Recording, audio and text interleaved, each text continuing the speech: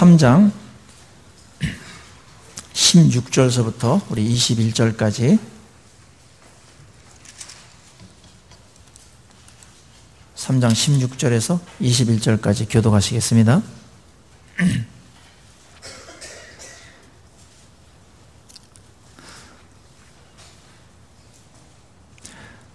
그리스도의 말씀이 너희 속에 풍성히 거하여 모든 지혜로 피차 가르치며 권면하고 시와 찬송과 신령한 노래를 부르며 감사하는 마음으로 하나님을 찬양하고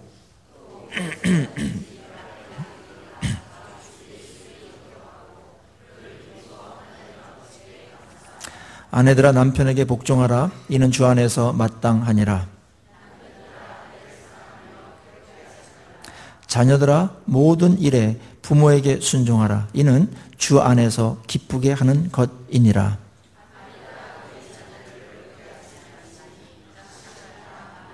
아멘. 자, 오늘 가정의 달 시리즈로 두 번째 시간입니다. 건강할 가정을 세우는 데 있어서 사람들이 착각하고 있는 것은 뭐냐면 내 생각대로 내 기준대로 하면 우리 가정은 건강해지고 행복해지고 복될 것이다. 이런 나름대로의 방법과 어떤 그 기준들이 있어요. 그리고 그런 설계를 갖고서 가정을 이제 이끌고 나갑니다. 물론 뭐 그런 설계가 우리에게 명확하지는 않더라도 가정에서는 이렇게 해야 된다는 나름대로의 그런 생각들을 갖고 가정 생활을 하지 않습니까? 그런데 이제 거기에 좋은 것도 있지만은 그렇게 해서는 안 되는 그런 것들도 있고 최선이 아닌 차선이고 차차선이고 뭐 이런 덜 좋은 것들이 있습니다. 더 좋은 게 있는데 그래서 우리가 다른 뭐 신앙생활을 할 때도 그렇고 교회 생활을 할 때도 그렇지만은 가정생활을 할 때도 하나님이 가정을 세우신 분이기 때문에 가정을 하나님께서 어떻게 설계하셨고 어떻게 하기를 바라시는가 이거를 맨 먼저 우리가 관심을 갖고 보는 것은 지혜의 출발일 수 있습니다. 내 나름대로 한다라는 것이 동기가 선하다고 해서 이루어지는 게 아니에요. 많은 사람들이 착각하는 것은 나 동기가 순수하다. 가정을 위해서 난 하려는 동기로 했다. 그런데 그 가정을 위해서 하려는 그런 동기와 심지어는 가족들을 사랑하기 때문에 뭐하를 한다라는 그런 것들이 가정에 행복을 가져다 줄 때도 있지만은 미흡하고 어떤 데는 그것이 가정을 굉장히 손상시키는 그런 것들로 작용할 때가 있는 겁니다. 오늘 우리에게 있어서 이 하나님의 가정에 대한 설계도를 우리가 잘 보셔야 되고 또 이 가정에 국한돼서만이 아니라 이 가정은 서로 관계로 막 복잡하게 얽혀 있기 때문에 하나님께서 이 가정 윤리를 주셨을 때 그 윤리의 기초가 무엇인가? 윤리의 기초, 뿌리를 우리가 잘 보는 것이 더 중요합니다. 많은 사람들이 가정은 그냥 내 가정이니까 뭐 내 이렇게 한다 해가지고 생각을 안 해요. 그리고 무슨 가풍도 있죠. 좋은 게 있습니다. 일반 은총적인 면에서 좋은 게 있습니다. 뭐 가훈 보면은 다 좋습니다. 일반 은총적으로. 그러나 가훈대로 사는 사람이 그렇게 많지 않습니다. 그리고 아주 단편적입니다. 가정이 그렇게 가지고 건강해지고 복된 가정이 되고 천국이 방불케 하는 그런 가정이 된다면 어느 가정인들 그렇게 안 되겠습니까? 근데 오늘날 가정 이 부분이 오늘날에서 인간들이 실패한 영역 중에 하나거든요. 물론 그것이 이제 시행착오가 있습니다. 모든 면에서 우리는 연약하고 이 가정 그 생활에서도 우리는 연약함을 일단 인정해야 됩니다. 내 지혜나 내 생각이나 내 기준이나 내 열심만 갖고는 되지 않는다라는 거. 누가 뭐 가정 위해서 누가 열심 안 내는 사람 누가 있습니까? 순수합니다. 가정 행복해지는 그런 순수한 동기는 변함이 없습니다. 동기가 순수하다, 열심만 냈다, 이거 갖고 우리의 책임을 다한 게 아니라는 것. 이게 돼야 됩니다. 이게 돼야 되는데 어떻게 하면 될 수가 있는가? 다시 우리는 하나님께서 말씀하신 말씀으로 우리는 귀 기울여지고 글로 돌아와야 됩니다. 하나님이 가장 잘 아세요. 인간에 대해서 너무나 잘 아시고 뭐 가정 만드신 분이니까 가정이 어떻게 하면 복된 가정이 되는지 건강하고 아주 아름다운 가정이 되는지 하나님만이 아세요. 우리 생각을 그렇게 쉽게 신뢰할 게 안 됩니다. 오늘 그래서 우리의 가정을 지금보다 더 건강하고 또 아름답고 그런 복된 그런 가정이 되기 위한 우리의 갈망이 있는데, 오늘 말씀을 기울이시면서 이 말씀대로 우리의 가정들이 더욱더 견고하고 아름답게 세워가는 그런 은혜로운 시간이 되기를 간절히 축원합니다. 저도 이게 잘 안 돼요. 내가 가장이니까 내 마음대로 막 하고 싶은 게 있는데 그래가지고 되는 게 없습니다. 오늘 본문은 이 부분에 대해서 굉장히 명확하게 얘기하고 그 뿌리에서부터 얘기합니다. 뿌리에서부터. 그 오늘 읽은 본문이 굉장히 중요한 본문이에요.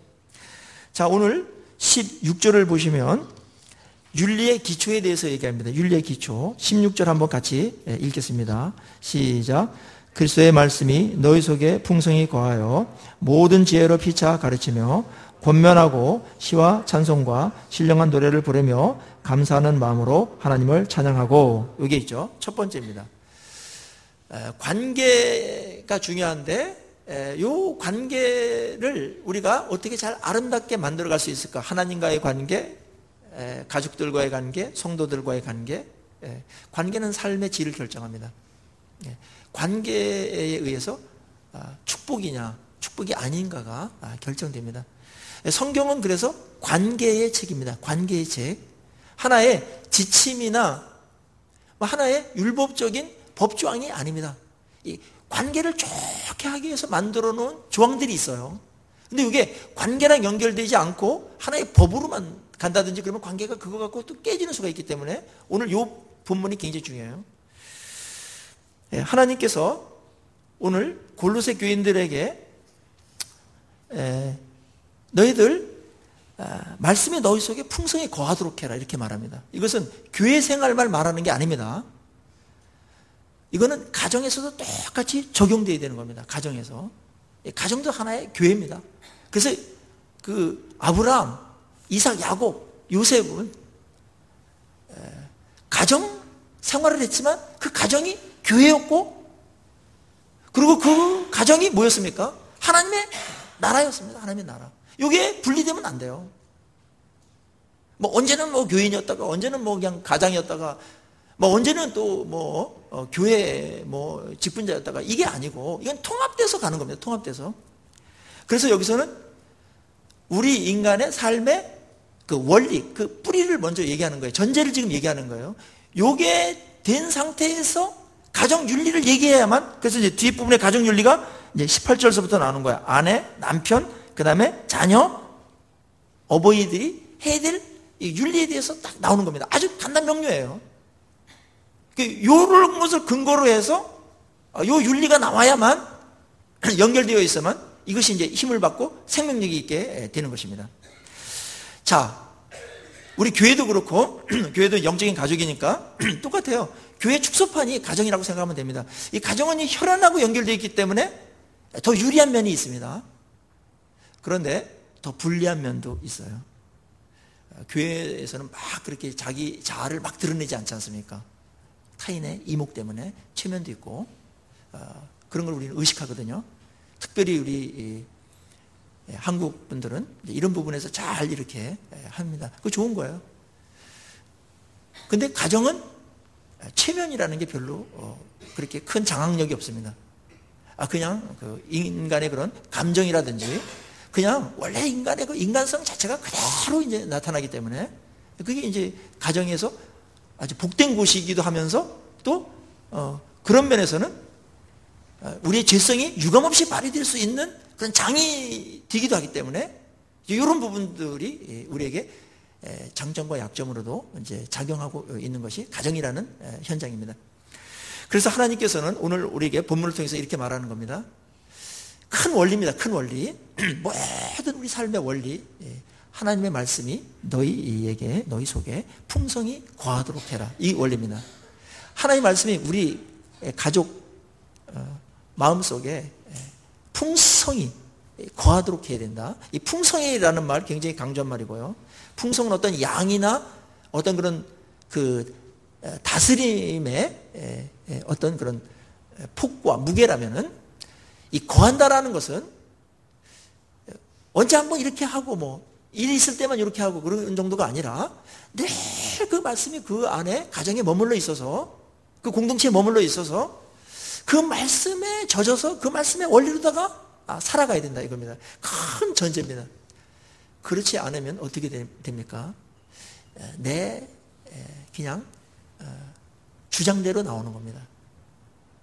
누가 줬는지 모르지만 각자 나름대로 이게 주장할 게 있어요. 그게 다 본인은 옳다고 생각하는데 유익이 다 되는 건 아니에요.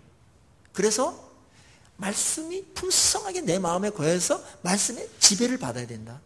그리고 각자가 다 그 말씀에 의해서 그 말씀이 그 가정에 풍성히 거해서 있을 때 그때 이제 하나님의 다스림이 실제적으로 이루어지는 것이고 아주 구체적으로 이루어지는 겁니다. 이 막연하게 가정생활하면 안 됩니다.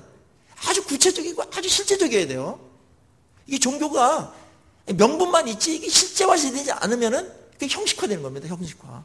그러니까 하나님의 말씀을 제가 연구하면서 느끼는 것, 아주 그 확인하는 것 중에 하나가 뭐냐면 하나님의 말씀은 굉장히 명분이 굉장히 튼튼하고 그 다음에 하나님의 말씀은 굉장히 이상적인 말씀 같지만은 근데 가만히 들여다보십시오. 얼마나 실제적인지 모릅니다. 얼마나 현실적인지 모릅니다. 얼마나 구체적인지 모릅니다. 근데 이거를 지키지 않는 사람에게는 뭐 그렇지 뭐 하면서 이게 형식적으로 돼버리면 그 말씀이 풍성히 거하는 게 아니죠. 여기서 이제 문제가 터지기 시작하는 겁니다. 하나님의 말씀이 풍성히 거하도록 해라. 그럼 어떻게 우리가 말씀이 풍성히 거할 수 있을까요? 또 풍성히 거한다는 것은 어떤 상태를 말할까요? 이게 딱 이제 딱 짚히면 짚히도록 이렇게 우리가 파악을 하고 있어야 됩니다. 신명기에서도 보면은 신명기 그 6장 6절 한번 펴십시다. 신명기 6장 6절이 쉐마라고 하는 그 유명한 본문이 있죠. 6장 6절에서 9절까지 이때 이 하나님의 백성들에게 가정이 얼만큼 말씀이 강력하고 풍성하게 거해야 되는지에 대해서 잘 나타내 있는 말씀입니다.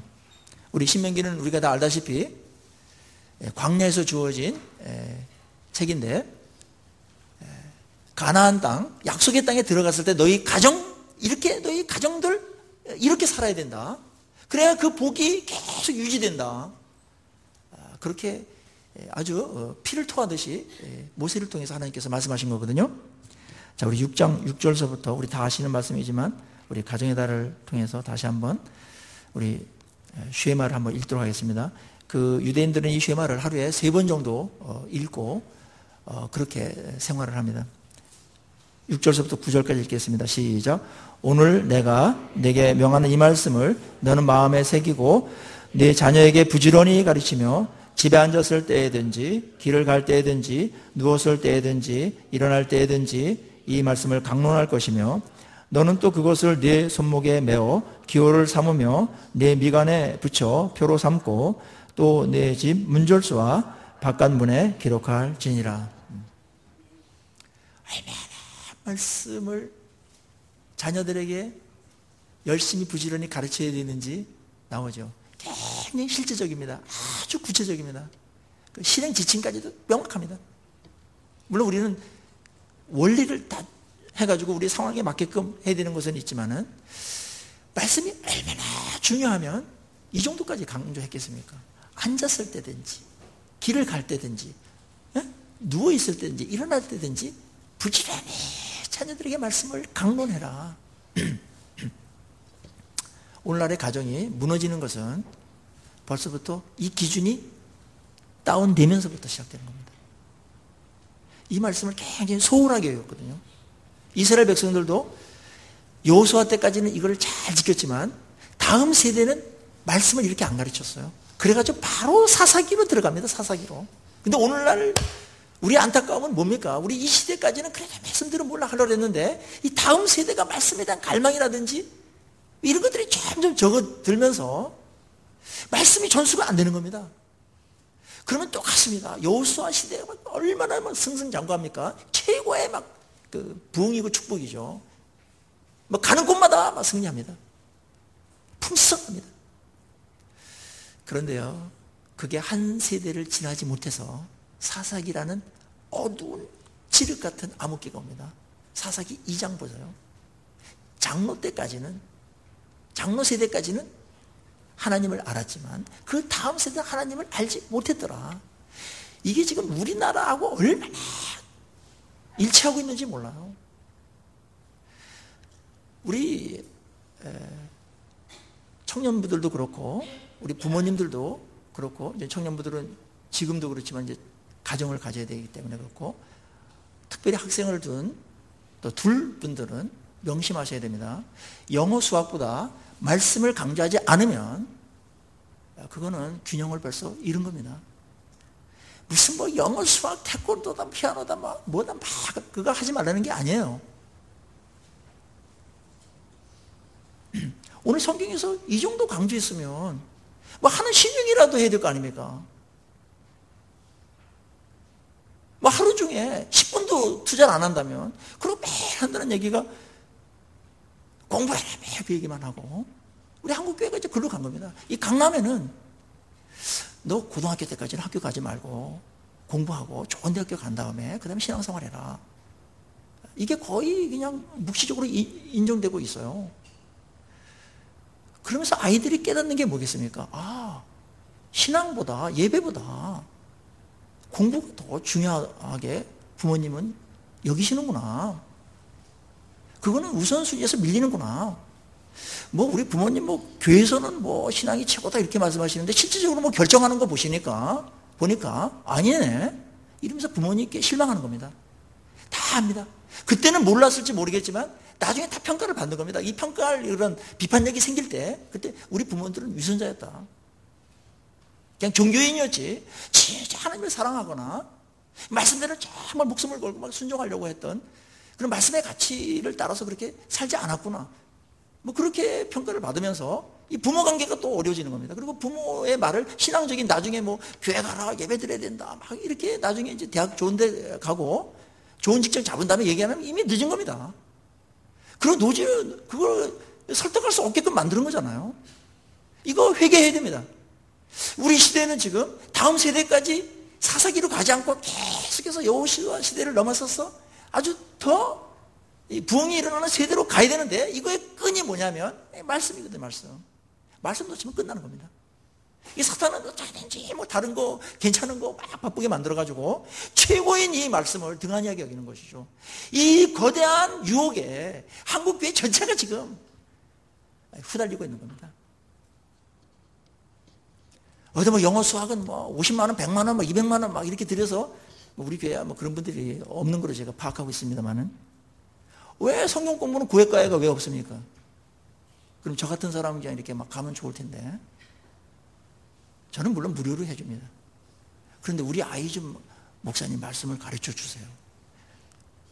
그런 부모들이 없지 않습니까? 물론 바빠가지고 그러고 이제 대부분 우리 교회는 그래도 하여튼 말씀 중심으로 가려는 거는 정말 너무나 이제 핵심을 잘 짚고 가는 건데 그래서 우리 이제 유초등부들 뭐 다른 거 눈높이로 하지 말자. 우리 선생님들도 그렇고 뭐 세상적인 뭐 재미나 뭐 이런 거 갖고서 우리 애들 뭐 끌어들이고 뭐 애들 뭐 되게 달래고 이거는 물론 그거는 뭐 미끼일 수 있겠죠. 근데 미끼만 던지다가 다 끝나버립니다. 그냥 미끼 없이 그냥 바로 가자. 그냥 말씀 그냥 하고 그래서 이제 큐티 오후반 만들고 그렇게 우리 선생님들 애를 쓰고 있는데 좀 힘든 일인데 그렇게 감동해 줘서 감사합니다.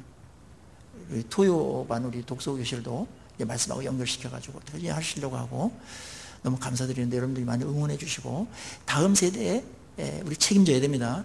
이거 책임 안 지고 우리 거기까지가 우리가 할 사역입니다. 사역. 여호수아가 그 당대까지는 책임을 졌거든요. 지금 굉장히 가파른 어떤 그런 미끄러지는 듯한 그런 느낌이 있어요. 말씀으로 돌아와야 됩니다. 이 정도 안 되면 인간은 다른 거 아무것도 뭐 사회생활이든지 가정생활이든지 뭐 직장생활이든지 이 정도 안 되면 이 정도 안 하면은 안 되기 때문에 이 정도의 수준을 요구하는 거 아닙니까? 주야로 묵상하라 그러죠. 주야로 묵상하라. 이걸 아주 가볍게 여겨요. 다시 한번 우리 제자리로 돌아와야 됩니다. 이것만이 우리의 교회를 튼튼하게 세우고 건강하게 만들고 우리의 가정을 정말 우리가 원하는 갈망하는 우리의 꿈 같은 그러한 가정을 세우는 기초석이 되는 줄로 믿습니다. 이거 양보하면 안 됩니다. 무슨 뭐 공부 잘하면 다 행복한 것 같지만 뭐 좋은 대학교 들어가면은 뭐 몇 년 좋겠죠. 자랑도 되고 뭐. 그런데 그게 꼭 가정에 행복하는데 진짜 그게 결정적이냐? 그것 때문에 가정이 더 불화가 있을 수 있는 것이고, 뭐 돈만 많으면 행복할 것 같지만 돈이 많으면 또 싸움이 벌어지는 거고, 그거는 인간이 무엇에 의해서 다스림 받고 무엇에 의해서 지배받고 무엇에 컨트롤 되는가, 뭐가 중요한가, 이게 분명히 안 되면 아무리 좋은 축복도 관리할 수 없어요. 그걸 행복으로 연결시키지 못합니다. 그 인간의 죄성이라는 거예요. 그래서 가정들이 다 원하는데도 안 되는 거잖아요. 옛날보다 뭐 우리 돈 얘기한다면, 물질 얘기한다면, 옛날에 뭐 30년, 40년 전보다 지금 40배 이상 잘 삽니다. 40배 이상. 적어도 20배 이상 잘 삽니다. 그러면 20배 이상 행복해져야 되잖아요. 그렇지 않지 않습니까? 속으면 안 됩니다. 말씀이 일단 기초가 된 다음에 그것에 의해서 다스림 받고 할 때 거기에 하나님께서 원하시는 그런 가정이, 하나님께 설계하신 그 가정이 이렇게 세워져 가는 줄로 믿습니다. 지금부터 늦지 않았어요.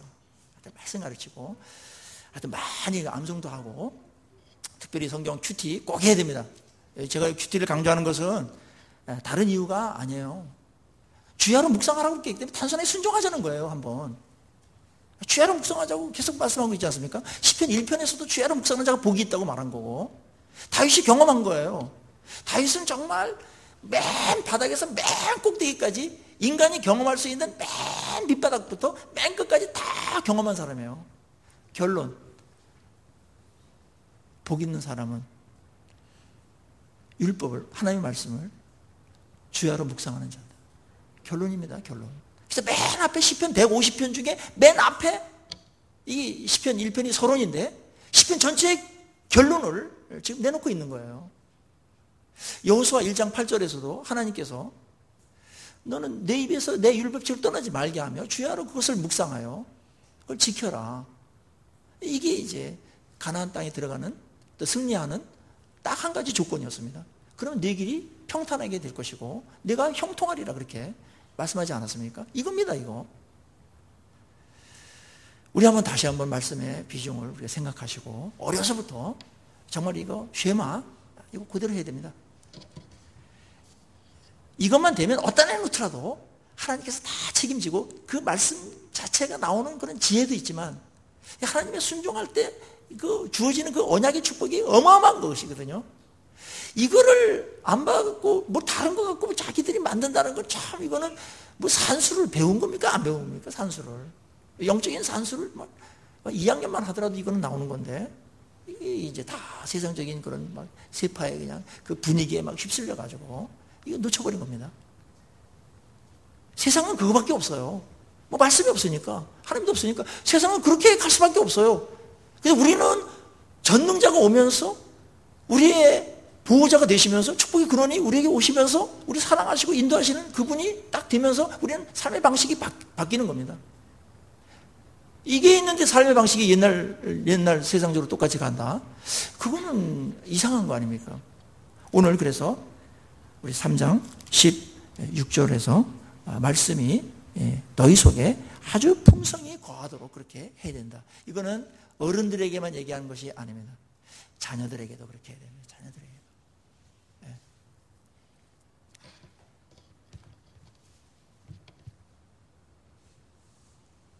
세상이 바뀌고 유행이 바뀌고 가치관이 바뀌더라도 영원한 하나님의 말씀은 변하지 않습니다. 네. 말씀의 풍성히 거하는 곳, 거기가 하나님이 임하는 곳입니다. 근데 이게요, 여러분들 눈치를 채셨겠지만 에베소서 5장 18절에 성령 충만하라, 그리고 피차 복종하라 그렇게 나오고 뒤에 똑같이 나옵니다. 예? 시와 찬미와 신령한 노래들로 서로 화답하고 뭐 있는 얘기는 이게 병행 구절인데, 이 말씀과 성령을 똑같이 놓은 겁니다. 똑같이. 에베소는 성령 충만하면 이런 일이 벌어진다고 말했고, 그 다음에 이제 부부관계, 그 다음에 가족관계 쭉 나오잖아요. 에베소서 5장 지나가지고 6장에 나오잖아요. 그렇죠? 구조가 똑같아. 이게 병행 구조라고 그런 거예요. 근데 에베소서는 성령 충만하라고 그랬고 여기서는 말씀 충만하라 그런 거예요. 그러니까 성령 충만과 말씀 충만이 같이 가는 겁니다. 이게 놀라운 거예요. 자, 그렇다면 우리가 말씀이 풍성한 게 뭐냐? 말씀이 일단 은혜를 받는 겁니다. 말씀 은혜 받았을 때 여러분들 마음속에 베풀 마음도 생기고 우리의 옛 자아라든지 옛 성품이 쫙 이렇게 진압되면서 이제 계속 그 상태가 있으면 그 상태로 오래 가면 어떻게 해서 내게 되는 거죠. 이게 그때 변화되는 겁니다. 반짝반짝하는 거는 이렇게 머무르는 시간이 너무 작기 때문에 그냥 지식으로 남을 수가 있어요. 근데 여기서 풍성이 거하도록 해야 돼요. 거하는 이 싸움이 중요합니다. 이 풍성이 받는 것도 중요하지만 풍성이 머무르게 하는 이 싸움 놓치면 안 됩니다. 그래서 오늘 은혜 받은 거를 그대로 식탁으로 가가지고 오늘 우리 설교 본문 펼쳐놓고 본문 한번 외워본다든지 이거 좋잖아요. 이런 거 외워야지 뭐에 외웁니까? 그리고 오늘 받은 대로 하나님께서 주신 말씀 한번 적용 한번 해보자 이러면서 얘기하면 그게 모든 면에서 지혜로워집니다. 그래서 이제 지혜로 서로 권하게 되는데 이게 뭐냐면 아이들이 딱 적용하는 거 보고서 부모님도 배우는 거라 저도 많이 배워요. 이 녀석이 이렇게 적용을 하네. 그러면서 내가 은혜를 받습니다. 그리고 이제 부모님들이 이제 진솔하게 잘못한 것도 나누고 또 좋은 것도 나누고 무조건 이렇게 이렇게 설교만 하려고 그러지 마시고 나누는 겁니다. 이게 나누는 게 이 가르침에 굉장히 좋은 방편이거든요. 그렇게 하는 겁니다. 그리고 분명한 것들은 다 이렇게 선을 그어주시고 그렇게 하면 거기서 무슨 죄가 들어오겠습니까? 거기에 무슨 유혹이 들어오겠습니까? 거기서 무슨 승질을 내겠습니까? 무슨 고집을 부리겠습니까? 가정을 위협했던 것들이 쫙 빠져나가는 겁니다. 가정에서. 그러면서 거기에 뭐가 임합니까? 말씀의 다스림 속으로 임하니까 성령께서 임하셔서 놀라운 은혜가 부어지는 겁니다. 그래서 아름다운 관계들이 막 회복되어지고 풍성해지는 겁니다. 이게 몇 마디만 하더라도 완전히 달라요. 이게 빛이기 때문에 이 가정에도 어둠의 영들이 있거든요. 이 어둠의 이 죄의 생각들이 있거든요. 이 똥꼬집들 다 있습니다. 이거 막 말씀이 들어가는 순간 깨져버리는 겁니다. 거기에 놀라운 축복이 머뭅니다. 말씀이 머무르는 것만큼 축복이 머물러요. 그래서 우리가 말씀이 하여튼 계속 오래 머물러 있을 수 있도록 해야 됩니다. 식탁에서 나누십시오. 그리고 저도 가능하면 우리 어린이들도 이 주일 대예배 나와가지고 드렸으면 하는 생각들도 있어요. 어려서부터 몇 마디 들어도 괜찮거든요. 그리고 그런 아이들이 이런 용어라든지 그 다음에 성경이 굉장히 깊은 거잖아요. 이게요. 그거를 벌써 했기 때문에 나중에 일반 은총적인 면에서도 학습 능력이라든지 이런 것들이 굉장히 뛰어나게 돼요. 그건 비교가 안 되는 겁니다. 우리는 굉장히 좋은 것들을 갖고 있어요. 근데 이걸 풍성하게 거하도록 하는 이 부분에 대해서 미흡하기 때문에 어려움을 겪는 일들이 생긴다고 그렇게 우리 보지 않습니까? 풍성히 거하도록 해라. 그래서 어떻게 풍성히 거할 것은 미간에 붙이든 강론을 부지런히 하든 암송을 하든 퀴티를 하든 그거는 우리가 풍성히 거하게 하는 방법들이에요. 그건 절대적이지 않아요. 그래서 여러분들 가정에 맞게끔 어떻게 말씀이 풍성히 거하게 할까 한번 고민해 보시고 지혜를 한번 짜내 보세요. 맨 처음에는 어렵더라도 길게 잡으시고 하시고 싫어하는 이런 것들이 당연합니다. 요즘 드라마 보고 막 반짝반짝하는 거 이런 거 갖고는 대가들이 나올 수 없습니다. 인물이 안 나와요. 그런 건 반짝반짝하는 것은 그냥 인물이 안 나옵니다. 깊은 말씀에 이런 통찰이 있고 그럴 때 그 거목으로 자라갈 수가 있는 그런 기틀이 마련되는 거거든요. 조금 늦더라도 이렇게 가는 게 시간이 갈수록 그 아이에게도 복이고 또 그 아이가 복을 받아야 우리도 가정이 복이 되지. 아이가 복을 못 받는데 가정 부모들이 행복할 수 있습니까? 참 어려운 일이에요, 그거는. 물론 우리 아이들은 이제 길게 잡아서 하나님께서 또 나름대로 훈련도 시키고 바닥도 경험하게 만들고 또 어떤 죄도 경험하게 하는 걸 허용할지 모르겠습니다만은 그렇게 가는 사람들이 각자 다르긴 하지만은 하나님께서 원하시는 그런 궁극적인 목적은 방법은 이겁니다. 말씀이 거하도록 해라. 말씀이 거하도록 해라. 몇 마디만 나누더라도 분위기 완전히 달라집니다. 부부 사이에도 최고의 어떤 그런 좋은 관계가 언제 나옵니까? 은혜 받아서 딱 만날 때. 근데 그때보다도 더 강력한 게 뭐냐면 말씀을 부부 사이에 나누는 거예요. 말씀을 이불에서도 나누고 일속에도 나누고 식탁에 나누고 오늘 본문을 봤는데 또 오늘 설교를 들었는데 이런 말씀 내한테 다가왔다. 그러면서 당신한테 내가 더 잘 섬겨야 되는데 당신 그렇게 귀한 존재인 줄 내가 미처 깨닫지 못해서 미안하다. 이런 고백들이 오면서 얼마나 풍성해집니까? 예. 그러면 저쪽에서 이제 알았네, 이제 좀 철이 났네 이렇게 하겠습니까? 나도 그래요 뭐 이러면서 그렇게 가죠. 예? 그러면 뭐 이 천국이 그런 게 천국이지 뭐 이 땅에서는. 예? 예. 저는 우리 유라소망교회 모든 성도님들이 또 그 가정이 이와 같은 복을 누리시기를 간절히 축원합니다. 예. 핵심이에요. 말씀이 풍성히 거할 때 어떤 일이 벌어집니까? 지혜가 생겨요. 그때 모든 지혜, 말씀이 지혜니까 그 말씀을 적용하는 게 지혜예요. 알았죠? 말씀 자체가 지혜의 덩어리고 지혜의 엑기스이기 때문에 말씀대로 순종하려고 이렇게 살아가는 자체가 다 지혜예요. 지혜. 예. 이 지혜로 가정을 세워야지 나름대로 지혜와 명철로 세웠다가는 가정 풍기박산됩니다. 잘못하다가 다 무너집니다. 하나님의 말씀에 이 지혜로 딱 세워가는 겁니다. 맞다. 엄청난 겁니다. 이거. 그래서 이 지혜를 피차 가르친다는 것은 또 권면한다는 것은 막 나누는 거예요. 나누고 교회에서도 우리 그래야 되고. 저도 이제 뭐 우리 비전위원들하고 말씀 나누거나 또 우리 집사님들이라고 또 청년분들도 말씀 나눌 때 있으면 제가 굉장히 은혜를 많이 받아요. 맞네. 이거는 뭐 가르치려고 시도한 게 아니라 그냥 이렇게 가르쳐지는 겁니다. 말씀이 서로 나누면 말씀이 힘이 있어가지고 누구에게나 다 영향을 이렇게 주는 거예요. 다른 얘기들도 우리가 좋지만 말씀이 주요 타픽이 되고 주요 그 말씀의 화제가 되기를 간절히 소망합니다. 이거 빼앗기면 안 됩니다. 얼마나 그 나누는 순간에 우리가 관계도 좋아지고 말이죠. 우리가 교회도 말이에요. 이 말씀으로 다 이렇게 나누는 관계가 되면 훨씬 더 친밀도가 높아집니다. 그냥 세상적인 관계 정도로 만족하면 안 됩니다. 교회는 그 정도로다가 공동체나 관계를 그 정도로 가볍게 설정하지 않았습니다. 영적인 가족이 된다는 것은 말씀으로 적용하고 말씀을 나누면서 속이 깊은 얘기도 나오고 그러면서 속이 깊은 얘기 나올 때 굉장히 친해지지 않습니까? 뭐 오래 사귄다고 친해지는 거 아닙니다. 속이 깊은 얘기를 얼만큼 나눌 수 있는가 말씀에서 그러면 서로 이 말씀이라는 기준이 있으니까 서로 주고받으면서 그게 은혜가 돼요. 아주 어려웠던 얘기, 뭐 부끄러운 얘기를 꺼내면 그것도 은혜가 되고 위로가 되고 나만 그런 게 아니네 이러면서 더 큰 은혜를 받고 또 그것 때문에 축복받은 얘기를 또 나누면 얼마나 풍성한 식탁이 되는 겁니다. 교회 오실 때 말씀 한 구절이라도 은혜 한 조각이라도 갖고 나오셔서 또 함께 나누시는 여러분 되시기를 바랍니다. 그게 축복이에요. 그리고 이제 설교 끝난 다음에도 나눴으면 좋겠어. 식탁하면서 나누고 집에 가서 또 나누시고 그게 오래 머무르게 하는 겁니다. 말씀이 계속해서 우리를 지배하도록 하는 겁니다. 그거 굉장히 강력한 겁니다. 그럴 때 우리에게 막 이 찬양이 터져 나옵니다. 찬양이 집안에 찬양이 터져 나오면 그건 이미 천국이 임하는 거죠. 그리고 신령한 노래를 부르고 감사하는 마음이 됩니다. 이게 이제 말씀이 풍성히 거하면서 생기는 것들이거든요. 풍성히 말씀이 거할 때 그 말씀에 감사가 넘치게 된다. 그렇게 됩니다. 그리고 17절에서는 무엇을 하든지 말이나 일이나 다 주 예수 이름으로 그렇게 하라고 그랬습니다.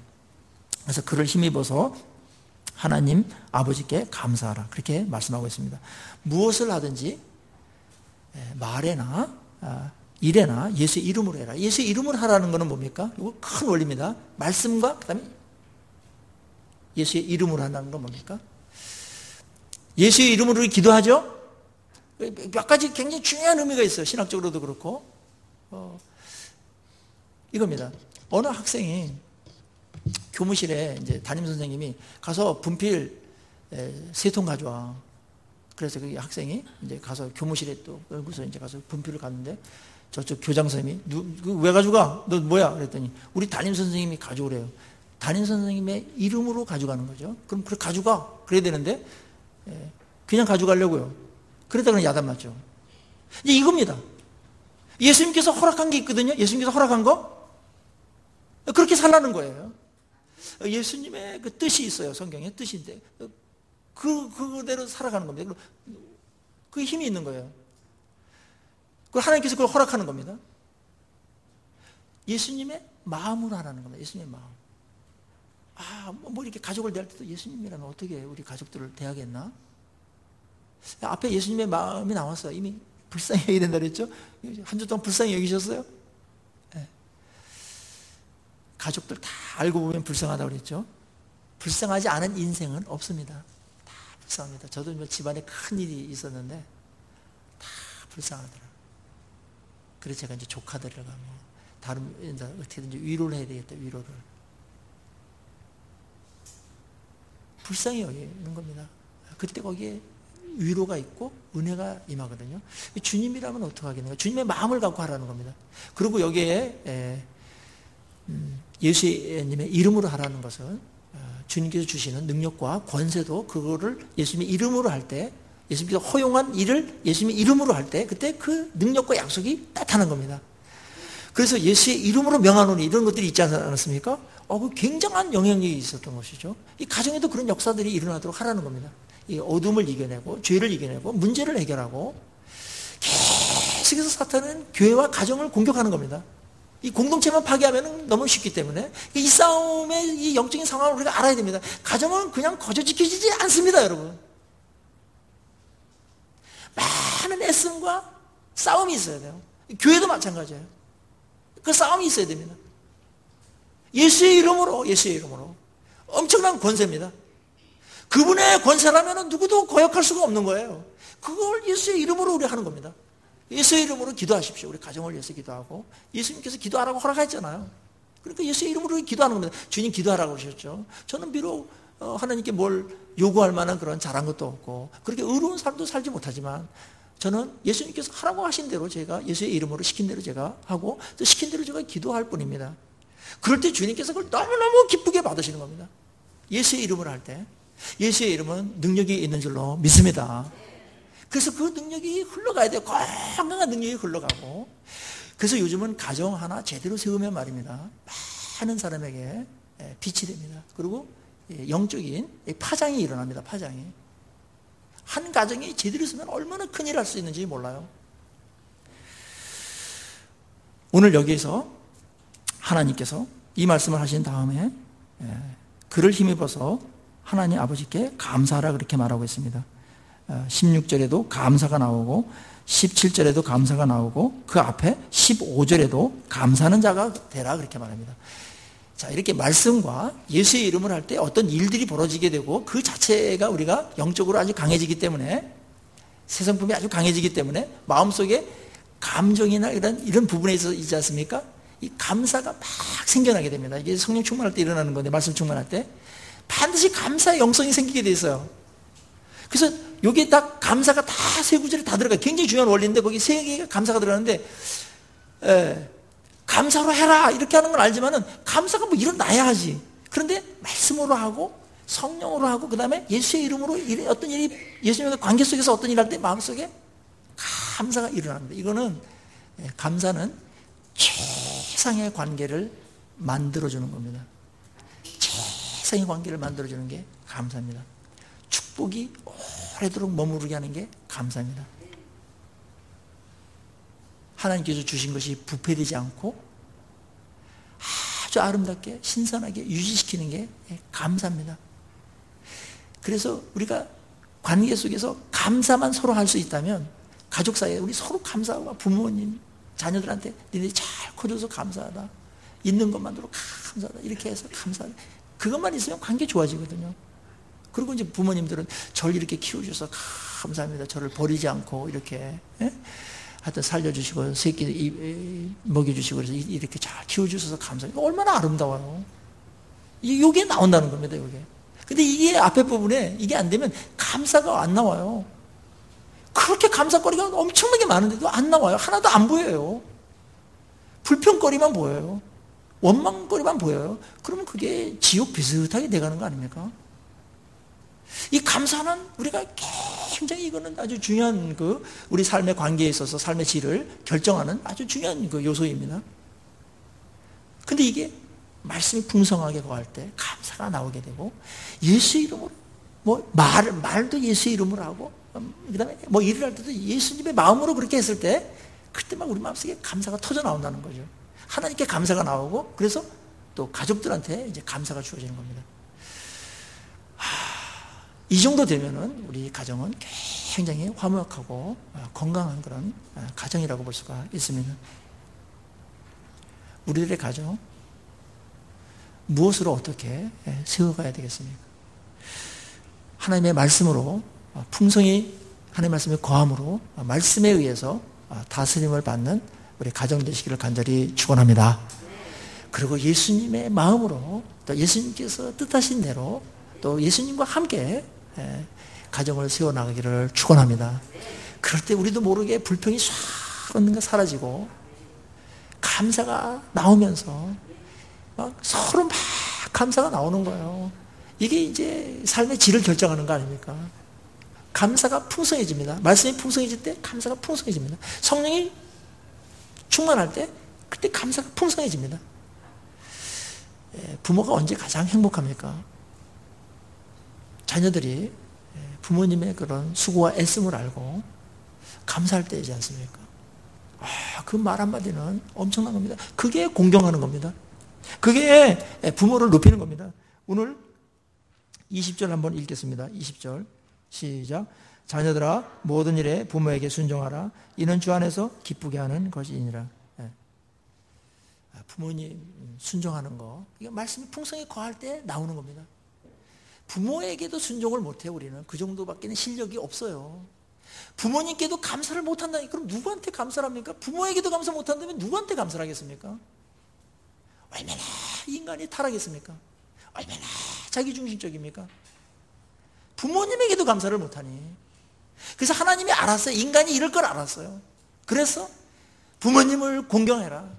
이거는 약속 있는 첫 계명이다. 10계명 다 지켜도 약속 안 주셨는데 부모님 순종하고 부모님 공경하는 거, 그거 약속 있는 첫 계명이다. 이 땅에서 잘 되고 장수한다. 상금을 막 엄청난 걸 걸어놨어요. 엄청난 것을. 어떻게 보면 10계명 중에 가장 상금을 걸어놓지 않아도 해야 될 게 바로 부모님을 공경하는 건데, 하나님은 이상하게 다른 9가지는 상금을 안 거시고 이 부모님을 공경하는 거에 대해서 상금을 막 엄청나게 걸어놨어요.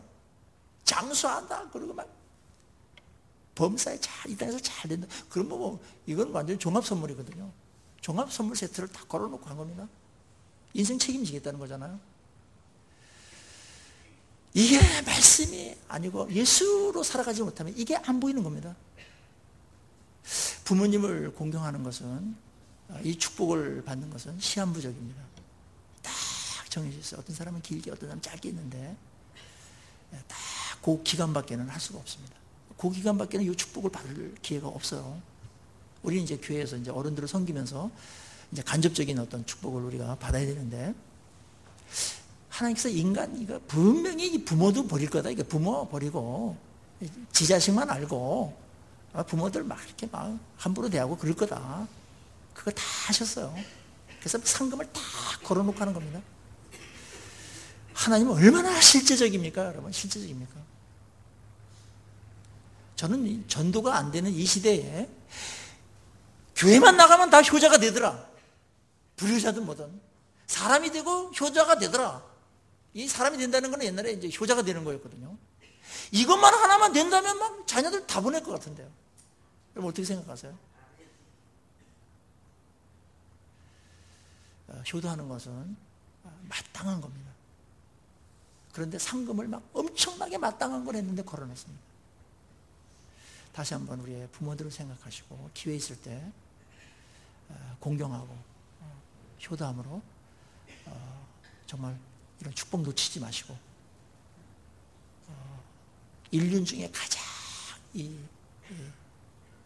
천륜으로 맺어준, 하나님께서 맺어준 관계가 부모와 자식 관계인데, 이 감사가 빠짐으로써 너무나 삭막해져서 감사를 하여튼 아무리 과하게 표현하더라도 부모님에게 표현하는 것은 과하지 않습니다. 10,000분의 1도 안 됩니다. 살아계실 때 그렇게 하시고요. 그리고 우리 자녀들 효자로 만들어서 나중에 또 효도받는 그런 축복들이 이어져 가기를 주의 이름으로 축원합니다. 같이 기도하십시다.